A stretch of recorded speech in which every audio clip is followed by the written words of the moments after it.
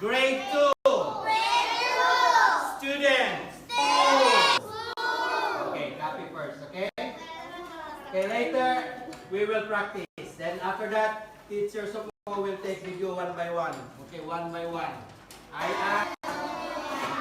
And again, good afternoon, everyone.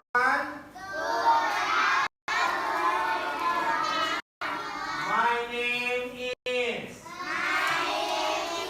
What is your name? Ice cream. Okay, next. I live in. Where do you live? Tatum, Ratnaburi. Tatum. So I live